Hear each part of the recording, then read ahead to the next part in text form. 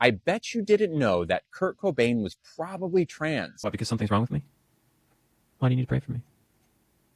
I don't want your prayers. I hate my life, bro. I just recorded the first like 10 minutes of this video without realizing that I'm using my webcam mic. Listen to this. I am in such a good mood right now. I hung up all those little foam things, so now my mic actually sounds good. If you can even tell what I was saying right there, I was ironically very happy because now my mic sounds good. I hung up all the foam like acoustic panels and I unpacked my house. I finally moved in. I had a girl over for Valentine's Day for like a week and a half. That's why things were really slow. Kind of got addicted to a Minecraft world. Kind of grinded the shit out of that. Haven't played it in a couple of years. I was like, damn, I'm really getting into this. I downloaded Marvel Rivals like a day or two ago, and bro, I am naturally so good at that game, yo. Best believe that gameplay is gonna be in the next few videos. Like, I literally be getting MVP every single match as Invisible Woman, bro. And I've never played Overwatch or Marvel Rivals. I never played a game like this ever before in my life. Anyways, on topic, today we're gonna be talking about the highly requested Lilly Tino. Lilly Tino is a trans activist. Well, that's what she says she is, but nobody likes her. Other LGBTQ members hate her and say that she's giving herself a bad name. All passerbys hate her because of all the tiny things she's done mixed up with all the horrible things that she's done that are actually like really serious that people don't usually talk about. No disrespect to any other people in this industry, but like 80% of the videos I see on her is like, lol, trans person getting misgendered in public, cringe. Now, I don't know if this term is like really disrespectful or not. Don't get mad at me because I don't know, but I've heard the term clucky thrown around a lot. We're not gonna go there. Okay, I'm not gonna bring that up. It's a very low blow, and it goes without I don't have to bring it up. Okay, you see that she isn't the prettiest woman in the world, but as they say, looks aren't everything, and they usually say that in like a good way, like, oh, you know, she's ugly, but you know, she's really pretty on the inside. No. She is a piece of shit. And we're going to go over everything. Now, she calls herself a food critic, and I'm just going to be honest with you.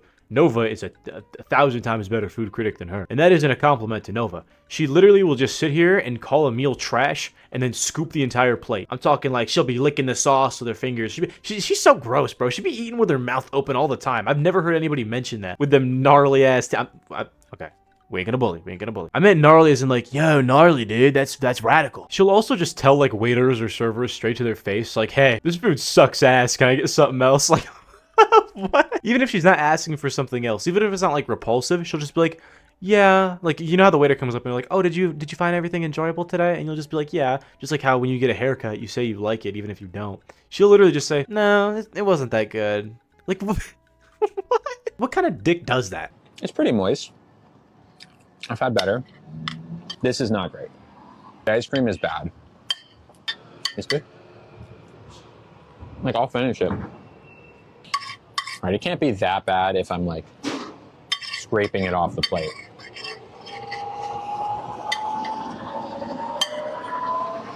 Right? No, they never turned on the heater. How was the cake? You know, it wasn't quite up to the other stuff today. No, Yeah. I'm so sorry. That's okay. I still licked the plate clean, more or less, so.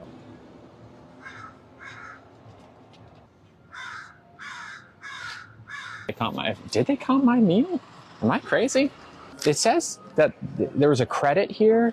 What, is that just that I paid? That's the tip. Yes. That just means that I paid. Okay, I was like, okay, got it. This scone with jam and clotted cream is probably the best pastry I've ever had in my entire life. As a food critic in San Francisco, I usually eat well, but Crown & Crumpet's food, service, and atmosphere came together for a top-tier afternoon tea that I would recommend to anyone. All right. If you really want to be my intern, I have work for you. Ideally, a video editor is what I need the most. That and someone to like do outreach on email to restaurants to try and get me in for free. I'm now accepting groupie applications.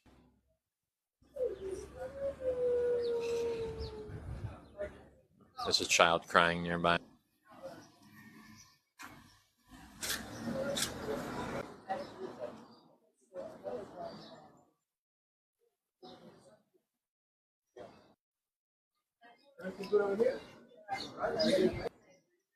How's it going? April.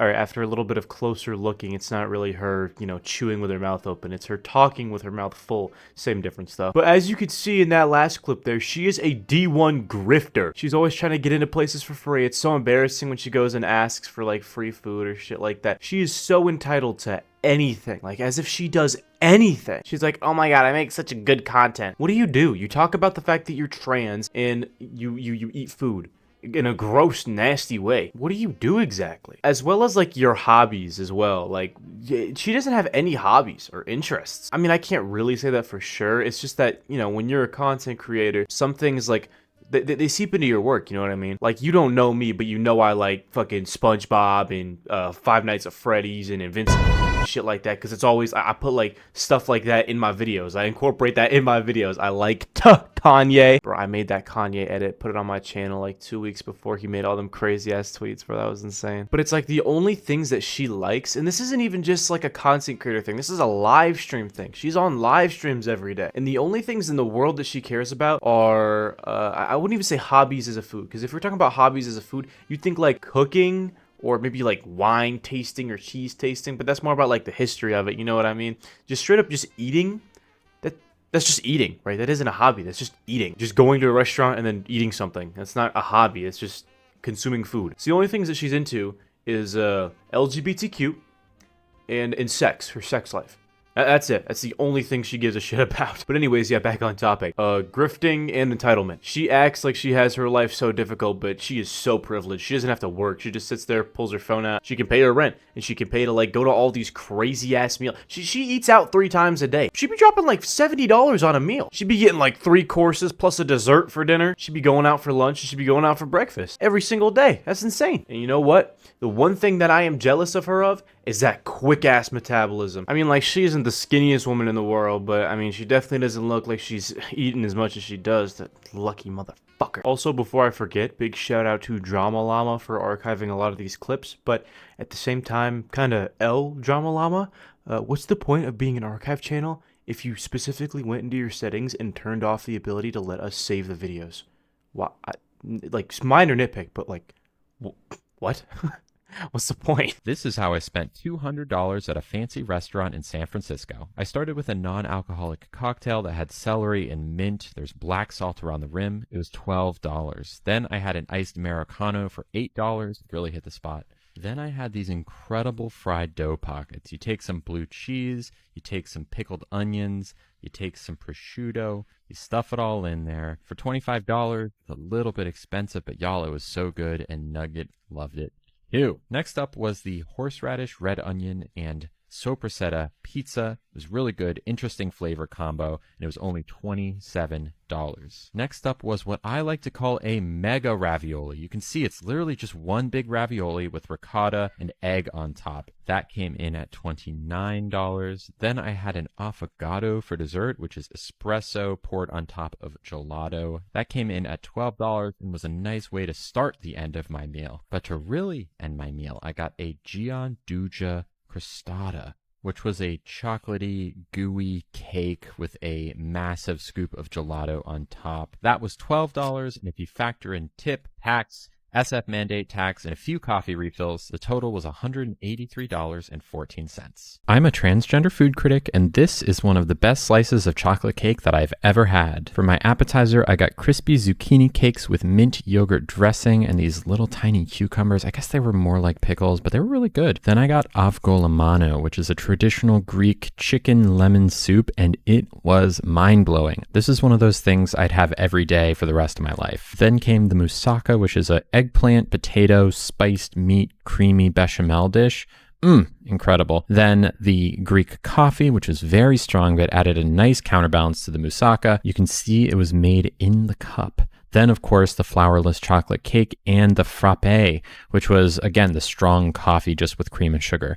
The cake was ridiculous. No joke, my brain momentarily stopped working when I ate this because it was so good. They saw I liked it, and they brought me an additional vanilla scoop of gelato and a little bit of whipped cream.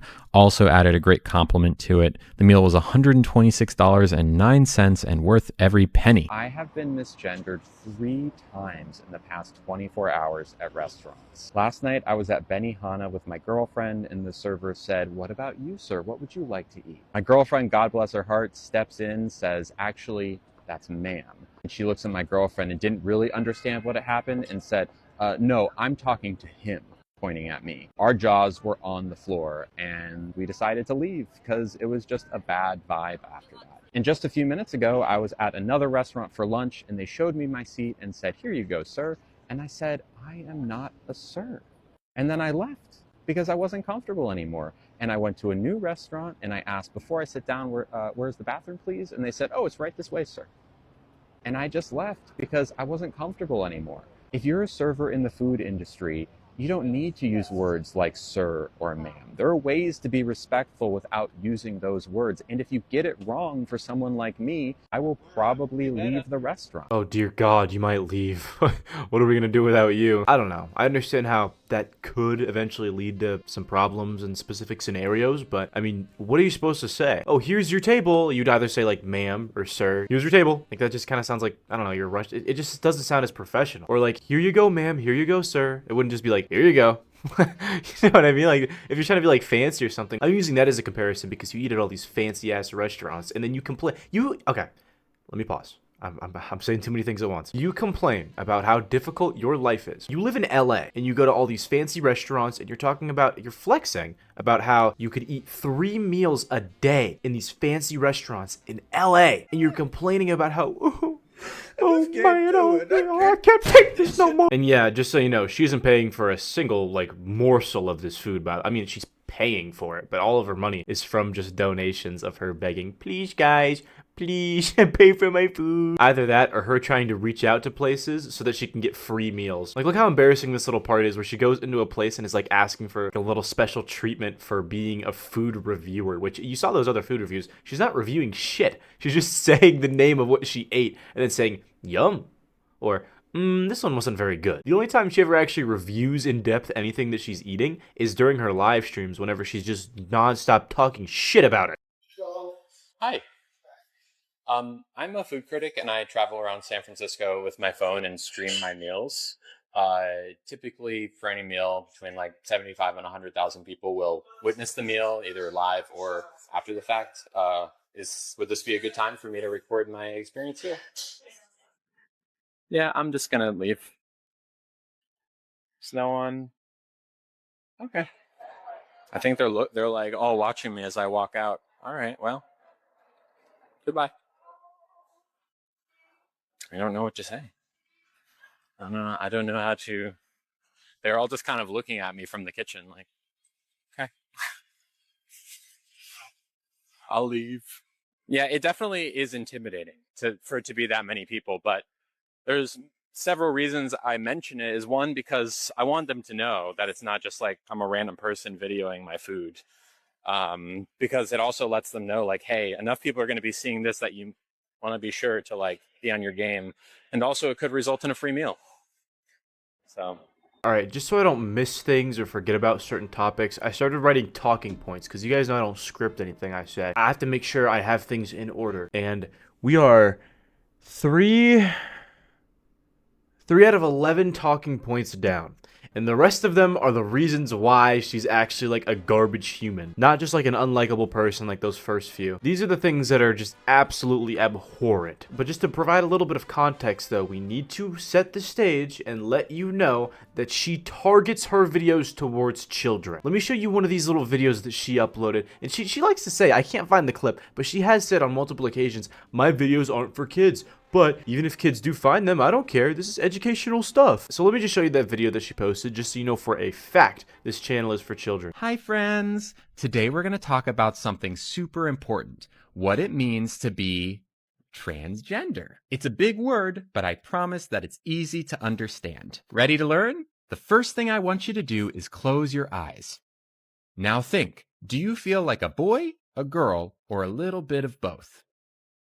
Do you have your answer? Great. Now I want you to imagine that everyone keeps telling you that you're something else, even though in your heart, you know who you are. Wouldn't that make you sad inside? People who feel like this are transgender. And if you're not transgender, it's super easy to be friends with someone who is. Let's take our imaginary friend Theo, for example. One day you notice that Theo starts wearing girl clothes instead of boy clothes, and then they tell you that they want to be called Luna instead of Theo. This is so exciting for our friend Luna because they finally get to be their true self. And if you accidentally call Luna by their old name, make sure to say a big sorry and that you'll do better next time. As you can see, transgender people are just like you and me. They're our friends. All right, you got that? Okay, so now that we know that this channel is directed towards children, let's go over the fact that she went to Disneyland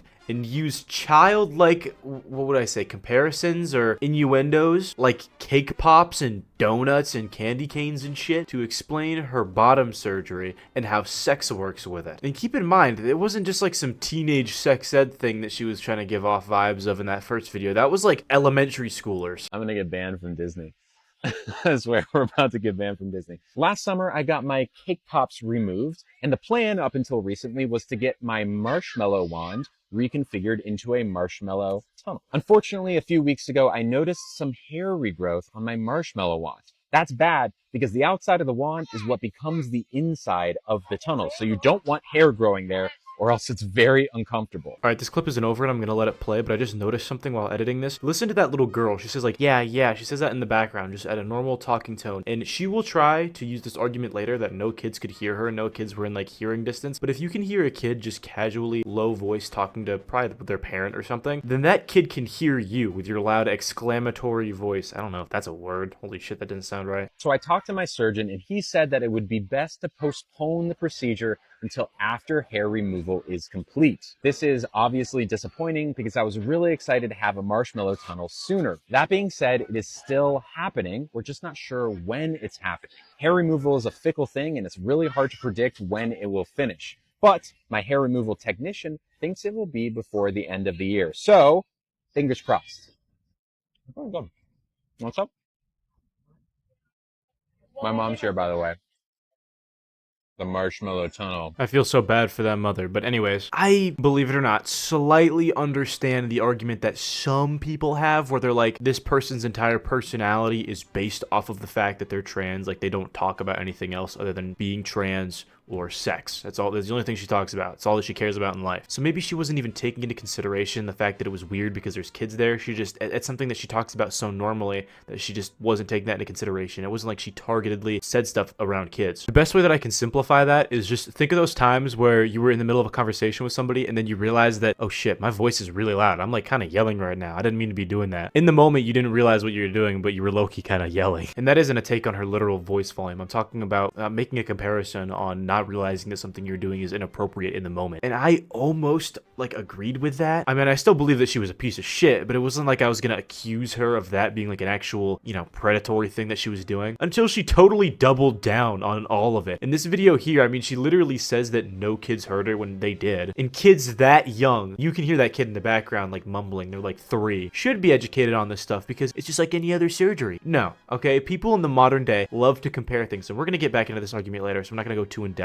because I have a reason to bring it up again. But not everything can be comparable to just everything in the world. It's not just like a hip replacement. This is a taboo. You are talking about sex organs. You are talking about pee-pees and wee-wees. This is not an appropriate conversation for any child to have at such a young age. You don't even get health or sex ed until high school. Why would anybody that's for a reason. Why do you think anybody under that age would ever need to hear about that? You fucking creep. I should apologize. I should probably apologize, right? All right, I will apologize again for the Disney video. My apology is that I didn't make more videos in Disney. I wish I had filmed myself more and done more because I can see how much of a nerve that video touched, more than I expected, honestly, like way more. I think it's really important to normalize the trans experience. It's important to normalize being trans in public. This is my life.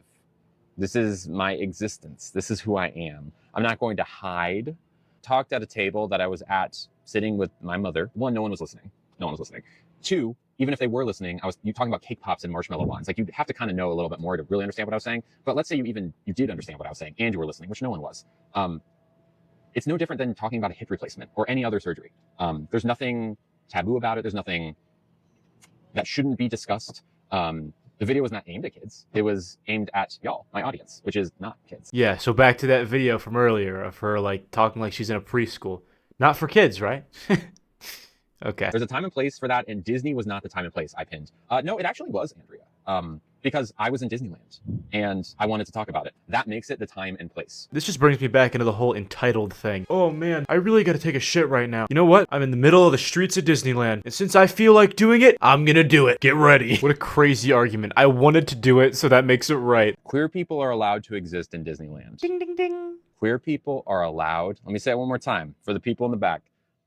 Queer people are allowed to exist in Disneyland and talk about being queer. If you think that's a problem, then you have a problem. Okay, that was a little bit of an over-exaggeration. It's not like you can't just talk about the fact that you're queer. Like, hey, does anybody know where my boyfriend is? I can't find him. I'm not talking about to that degree. I'm talking about in her context. And in her context, she's talking about sex. No, you can't talk about sex in Disneyland. It's no different than like the play places they used to have at McDonald's, which, bro, I miss those so much. Anyways, you might be wondering what she was talking about with that whole Kurt Cobain thing. Let's get into that. I'm not even gonna provide any context. Just watch this. Actually, I'll provide a little bit of context. If you don't know, Kurt Cobain is a person who is no longer with us. He's an artist that ended his own life. I bet you didn't know that Kurt Cobain was probably trans. Here's why. First off, Kurt wore a lot of women's clothing. And when asked about this, they replied that they wore dresses all the time because they felt comfortable and free. And just look at Kurt in these pictures. They look so happy. And in an interview about their childhood, Kurt said that they mostly hung out around girls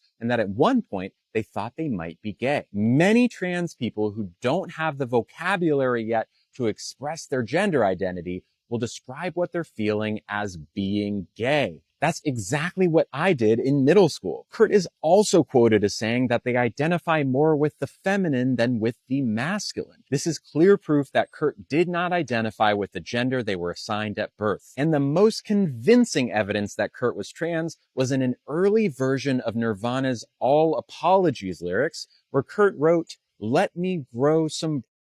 That is clear-cut gender dysphoria. And of course, Kurt will never be able to tell us themselves, but the evidence makes it pretty obvious they were trans. That might be why Kurt's no longer with us. Maybe Kurt knew that we weren't ready. Okay, so your entire popularity was projected by the videos of you getting mad at people for assuming that you were a man based off of your appearance. Yet you want to sit here and assume that someone's trans just because they wore a few dresses sometimes. People can wear dresses. Look at this picture of Young Thug wearing a dress. This shit goes hard, bro. I don't wear no dresses or anything. I probably would never wear no dresses. Just because somebody wears them doesn't mean they're trans. I mean, they could also just be gay. You ever thought of that? And the fact that you want to insinuate that the reason that Kurt Cobain popped himself is because of whatever the hell little thing you're making up, this little story you're making up in your head. It's such a reach. Holy shit. You got the reach of LeBron James. You got the reach of Black Ops Cold War Zombies. You got the reach of Mr. Fantastic. What is this even about, bro? Speaking of reaches, let's talk about this little Matrix one. She sits here and makes the comparison, makes the statement that the Matrix was based off of some, like, the entire plot was some, like, allegory for becoming transgender. And do you want to know her two definitive reasons why, her two big points that she makes? Well, it's because in the show, they take red pills to awaken themselves. And at the time of filming this, estrogen pills were red. And there are people in the film that want to stop them from taking these pills. And they'll be violent about it. And that represents transphobes. That is genuinely the entire argument. I'm not kidding. Did you know that the Matrix is actually all about realizing you're trans? Eventually, he's given a choice between the red pill and the blue pill. He chooses the red pill, which begins his transition out of the Matrix. And wouldn't you know that at the time the Matrix came out, estrogen pills were red. You may also remember the bad guy agents from the movie, or if you will, the transphobes. They will do anything to stop people from transitioning, sometimes even resorting to acts of violence. Sound familiar? Really, really smart stuff here. I mean, back to the whole Kurt Cobain situation, she said a very similar thing about Abraham Lincoln. Did you know that Abraham Lincoln was queer? Sure, he was married to a woman eventually, but he had two male partners before that. The first was Billy Green, a man that Lincoln met before he got into politics. Lincoln and Green shared a bed every night for 18 months. Now, the bed itself was smaller than a twin size, so the only way it could have worked is if they were spooning. And no, this is not a one-time thing. She is very obsessed with trying to say that every single thing has like a hidden LGBTQ background. Did you know that Spider-Gwen is probably trans? Alright, so first things first with the evil stuff. I cannot show any of this because this entire jumble of text would just be all blurred. I can't show a single word from this. But I'm sure if you wanted to, you could find this somewhere. But when she was around 19 or 20 years old, she would make this post on some site. I don't even know what it is, to be honest. And she pretty much just admits that when she was 3 years old, she had inappropriately touched someone who was around her age until they both... I don't want to even go too much into depth, but she said at the end of it, bragging about it, she was saying, oh, well, I guess that kind of, let's just say, started me off early. This is one of the main points that people usually bring up talking about how evil of a person she is. But I seriously just can't talk about that for very long. Not even just for, like, being demonetized. Genuinely just because you don't want to hear it, I don't want to say it. Alright, next thing. There's this one instance where a couple of kids come up to her and they misgender her on purpose. Now, this isn't, like, cool, right? You shouldn't be doing that to people, even though she's a horrible person that doesn't deserve respect. I still wouldn't go up and do this. And these kids are like no older than 15. And what she does is she turns the camera to them, shows their face, acknowledges that they're children, and say that she wants people to harass them. Is it a 10 out of 10, sir? I don't know. Oh, would you like to show your faces? Yes. Okay. How is it? First off, you called me sir, right? Oh, I meant to say ma'am. That's my Oh, name. no. What are your Oh, okay. pronouns? No, okay. What are your pronouns? She, her. She, her. Thank you. Thank you for letting me know. Never What's know. your name? I don't have a name. My name's on Instagram, follow me. There we go. See you, sir. Oh, wait, one more time? I didn't catch that. See you, sir. Those are kids who knew exactly what they were doing. No, they're not ignorant, Rockton. They're hateful. There's a difference. Hate is learned. They deserve for that video to be seen by the world. I would imagine their parents are of the same mind. Alright, now the big main controversy. So Lilly Tino would be talking to this other trans creator named Colleen. They were just friends, right? And this Colleen girl was even in a relationship. And Lilly knew this. But still, out of nowhere, she asks for them to meet up. And at first she acts like this is just some fun little collaboration meetup, but then she reveals that her hidden intentions were that she wanted to do a collab on the blue app, the blue and white app. The one where people get a little freaky, which is literally just harassment. Making plans with a coworker and then sneaking in the fact like, hey, I think we should do a little of this, get a little bit on. Like, that's just blatant harassment. Let me show you the girl coming forward first. I've been debating making this video for weeks now because I was just trying to rack in my head whether I was overreacting or not, but I felt so weird in the moment, and I still feel really weird about it. And if I could save one person who may be a victim in the future, that'd be great with me. A few weeks ago, Lilly Tino tried to coerce me into having sex with her using her status as a trans influencer with my wife sitting right next to me. And then cut to a few weeks ago, Lilly messaged me with the idea of, do you want to go on a work trip with me to Las Vegas? And I tell her immediately no, because I'm on a Canadian work permit. And the moment I leave Canada, it goes null and void. It's not good anymore. But then we hopped on a Discord video chat, and she was still really insistent on wanting me to get to the US ASAP so we could meet together. She really wanted to know the nitty gritty of why I couldn't currently come to the US. Meanwhile, I'm just wondering, why is she so urgent about this? Then she just pops out with a bait and switch of, oh, I wanted to actually go to Las Vegas to do OF content together. My wife is sitting literally right next to me. Lilly is fully aware of my wife, JC, and how we're together and how we're monogamous. I never hinted to Lilly that I was interested in anything like that, and I'm wondering why she assumed I would just agree to it immediately if borders weren't an issue, because no, I would not have agreed to that under any circumstances. We didn't have that kind of relationship at all, me and Lilly. So after our call, I'm just wondering, why do I feel so bothered right now? And I think about it over and over and over again, and I asked JC, did Lilly just actually harass me? Is like, I don't know. Like, if I could get you to imagine this, it's like if you had a coworker and they just randomly ask this to you, that's how it feels. It's very inappropriate. And listen, I have an OF too, and I have plenty of friends that have OFs too. But the thing is, collabs usually don't work this way. There's always a mutual respect there. And they both already know before the pitch even happens that both parties are even open to a collab. I never did a collab with another trans influencer, so I don't know why she would even get that idea. But for me, this just feels like Lilly does not know boundaries at all, and sex is just a toy to her. Alright, so after this went pretty viral, Lilly would make her own response video, so let me break it down for you, Mark. I'd like to start with some context about Colleen and I's relationship before all this happened. So last April, I was going through a really tough time. We're like less than 10 seconds in. I don't want to butt in too much, but we're already hitting him with the, I was in a really dark place, man. I'm sorry. Something that actually I learned Colleen had also gone through before. She reached out, was really supportive, really nice. And honestly, her support was one of the reasons that I was able to pick myself back up and start creating again. Again, I hate butting in so much. I feel like one of those commentary YouTubers that just like hated on Jelly Bean a long time ago, and it's like really cringy now. I see them on my Instagram. But it's like, what do you mean you got inspired to start creating again? You don't create shit. You go down, you eat food, and you say it's yummy. You don't even like go in depth and actually review. You just go and sit at a restaurant and just say, yum. From there, Colleen and her partner were super involved in our community. It was great to have them. Over time, we became friends. And like any friend, I would always post something nice in her comment section. I didn't have a crush on her. I was just a friend from the fan section saying, go Colleen. Now, independent of Colleen, I recently decided to start making a new kind of content. One of the things that I thought would be helpful to kickstart that effort would be to collaborate with people in the same space. Colleen is in that space. For the record, collaborations are super common among any kind of social media creator, be it this kind of content or other kinds of content. I'd encourage you to think about all the times you've seen two content creators come together to partner on a video. It happens all the time. Now, this is what I was talking about when I said we'd come back to the whole idea of people always try to compare things. This cannot be compared. This is not comparable to YouTube collaborations. The reason why is that you don't just gain publicity or gain like an overlap in viewers. You gain sexual gratification. You get to get your jolly up. There are things that you gain from this that are certainly taboo. If you don't know, I was just a big part of a Kiwi Tapes video. That Mario Lord video on his channel, you can go check that out. So should I just send him a message?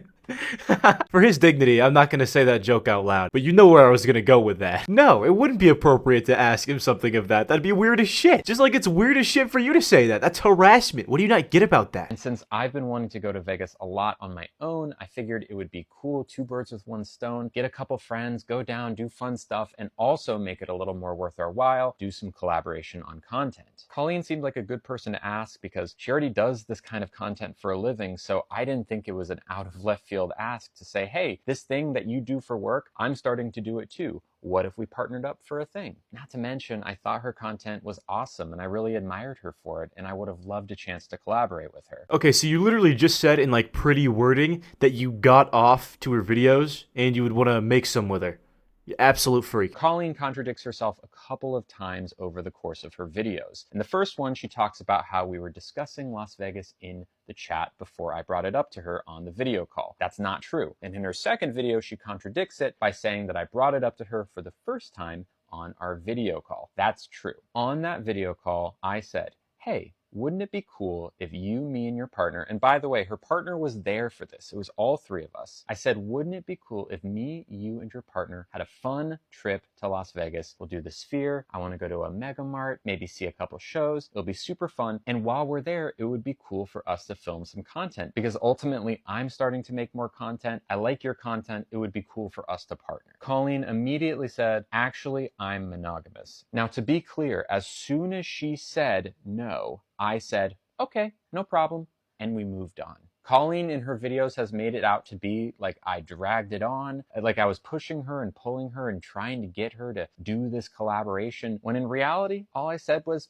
okay, no problem, totally fine. At that very moment, my internal monologue was, okay, Colleen doesn't want to do this. Who else would want to do this? And I moved on from the situation entirely. I didn't know that this was something that bothered Colleen or her partner. They did not tell me that it bothered them until weeks later when I received a DM from her partner, which Colleen also mentioned in her video. I immediately apologized over Discord message. I never got a response, and the next day they posted the video. Now, Colleen talked a lot about our conversation on her citizenship. Colleen is an American citizen who lives in Canada currently and is working towards her Canadian citizenship. She told me that she can't leave Canada right now because that would interfere with her Canadian citizenship. I, as her friend, was just curious why that was. It sounds like Colleen interpreted that as me trying to push and pull her towards this content, when in reality, I wasn't even thinking about Las Vegas anymore. I wish I could show you the video call to prove what I'm saying, but sadly, Discord doesn't store any video calls on their end. To recap, I never had a crush on Colleen. I saw her as a friend. I asked her if she and her partner wanted to come to Vegas. She said no. I said okay and moved on. This whole situation is something out of nothing, and the saddest thing is that people will believe what she's saying just because they don't like me and they want it to be true. What do you mean believe them? You even said yourself that it is a true thing, but it's just being blown out of proportion and it doesn't matter. You're demeaning her being upset about you harassing her. Garbage human being. Colleen would end up responding to this response, and this is how it went. Last week, Lilly Tino made a video completely denying her sexually harassing me. And if you're wondering why it took me so long to even respond to that, I'll get to that in a second. But here's quickly why her response was just laughably bad. Lilly failed to mention that she led me into a Discord call under false pretenses when her real motives were to film porn with me. If she were upfront, I would have said no immediately. She didn't mention that I said no or I can't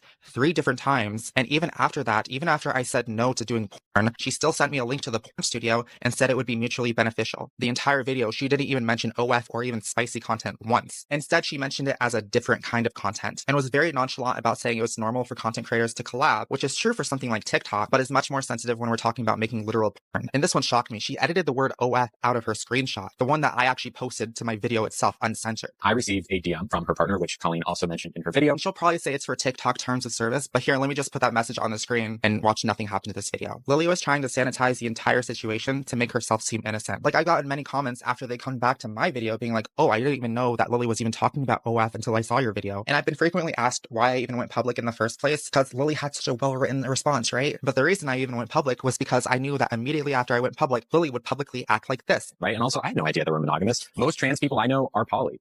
So let's say, okay, she's monogamous and she could have just said no. And finally, if you're wondering why I haven't responded till now, it's because the day I was going to respond last week, I was contacted by another victim named Cassie, who was tied up in this entire Vegas situation too. Her situation is very similar to mine, except for her, Lilly stalked, groomed, and refused to take no for an answer countless times, to the point where on Lilly's live streams, I was tricked because Lilly was publicly saying that she already had someone to go to Vegas with her after I said no, referencing Cassie. Turns out Cassie never said yes. So I've been trying to say no, and she keeps pushing for it. It was strange though, because on her TikTok lives, it sounded like you were a shoo-in to go. Yeah, no. One of the primary reasons that Cassie said no was because of medical reasons. Lilly would try to be like, oh, why don't you stop this medication? Why don't you stop that medication? Lilly, someone should not have to stop their medication to have sex with you. That's ridiculous and predatory. She basically didn't believe that I was telling her that it is quite severe, to the point where I don't like travel. Lilly had subscribed to her OF for months prior, told people in the Discord, including me, about Cassie herself. And when Cassie was being called out by Chris Tyson on Twitter for being too trans, which I think is freaking ridiculous, Lilly swooped in all friendly, saying, come to our Discord server. We're friendly here. We'll understand you. And then not too long after, asked her to go to Vegas to do porn with her. She's been aware of you and has been following you on OF for quite a while.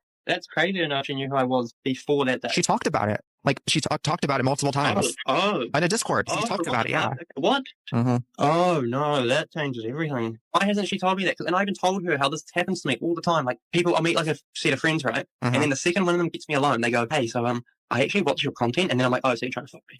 and it's so often, and I'm like, oh, this is the exact same. But it's the first time it's happened to me with someone like Lilly. I honestly hate to think what could have happened to either one of us if we did agree to go to Las Vegas with Lilly. And just because me and Cassie are trans sex workers, it does not mean we do not deserve respect or boundaries. And Lilly decided to break all of those for both of us because she wanted to have sex with us. So yeah, Lilly has done some horrible things. And she's only even really been on this platform for maybe like 2 years. Like, I don't even know how you could do so much. She ain't wasted no time. She came here and she was like, I'm gonna get shit done. But by shit, all I mean is just doing things that add up and make you the most unlikable person on the entire platform. I do have a couple more things to show you though. Here are a few cringy videos of Lilly being entitled. This is not the end of the video, by the way. I just do this sometimes. Moose, probably.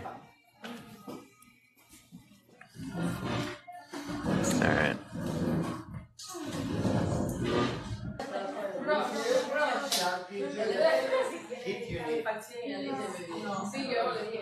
I might have to move. It was so nice. It was so nice. Easy. All right. Yeah, this is better. All right.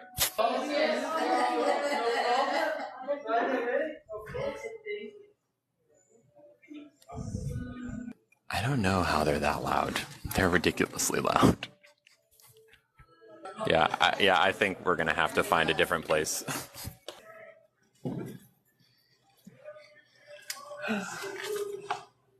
Pretty good, huh? Even better. No more loud noises. Oh my god, there's so many cats in here. There's like 3 cats in here. The idea of poly is that you can have enough... Is it a lot noisier in here? Am I crazy to say that it's a lot noisier? I know the music is loud. I am so picky. I like music too, but like, yeah. Excuse me, could you turn down the music just a little bit more, possibly?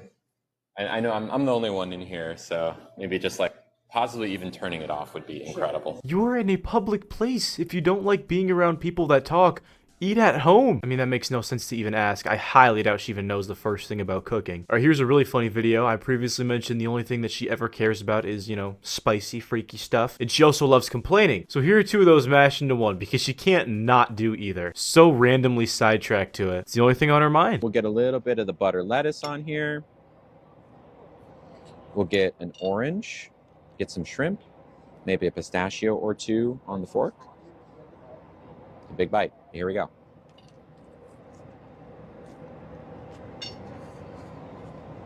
Only gripe I have with the salad is that it's a little hard to get everything on one plate or on one bite. I was at a spicy speed dating situation. So there was no actual spiciness happening, but there was a lots of discussion about spiciness. Basically what happened is they put all of the tops on one side of a table and all the bottoms on the other side. It's a bar, and it was on a patio outdoors, but enough outdoors that people were allowed to smoke.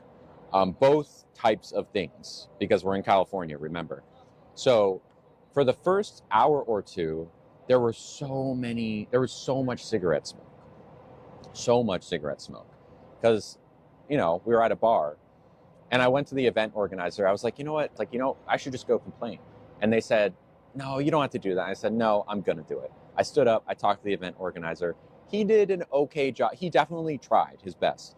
But it was also like a bar with other people in it, so there wasn't a whole lot he could do. Someone started smoking the other thing, the green one, and I can't abide by that. So I had to leave like right then and there. And the organizer knew that was going to bother me. I'd already let him know. And he was like, I'm so sorry. I was like, no problem. Oh yeah, so I am going to another spicy party this weekend. I am going to a spicy party this weekend. I am absolutely thrilled about it. Who the heck is smoking a cigarette so dang close to me? How is it that as soon as I start talking about cigarettes, it gets manifested? And certainly it was kind of marred by the fact that the cigarette smoke and it was so loud, but had those things not been there, it would have been great. And once again, oh, if everything abided by the way that I exactly wanted it, it would be amazing. Alright, the very last thing we're going to talk about is how she just went through her facial feminization surgery, which I don't really have to explain what it is. She's going to explain it in depth here. I'm not going to try to sit here and pick at her appearance, but let's just say the common consensus is that it didn't go well. And I'm talking like this just happened like yesterday. Pretty crazy.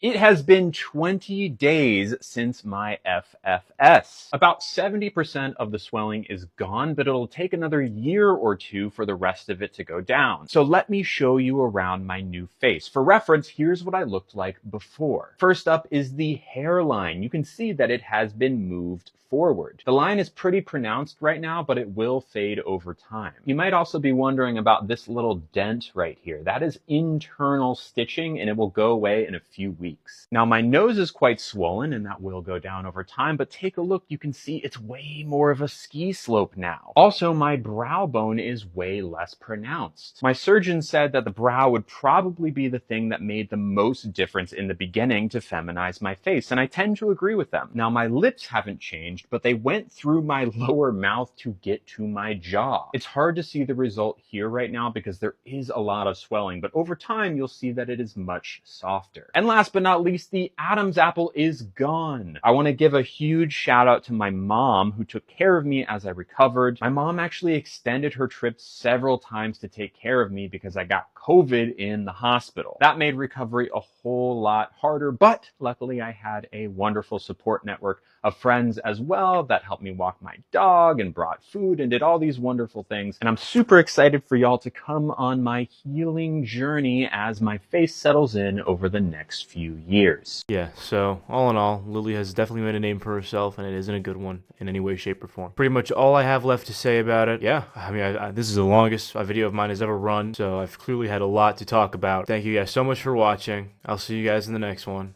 Peace out. Bro, look at him. Look at all his aura. Look at all of his aura. He literally just got neutered a couple hours ago. You would never know. Because, I mean, I don't know. Usually cats are like, they cry and they like hide after they get neutered. They're just like really mellow. But no, he's all ready to play and everything. All lovey. All right, I gotta go feed my cats. Bye.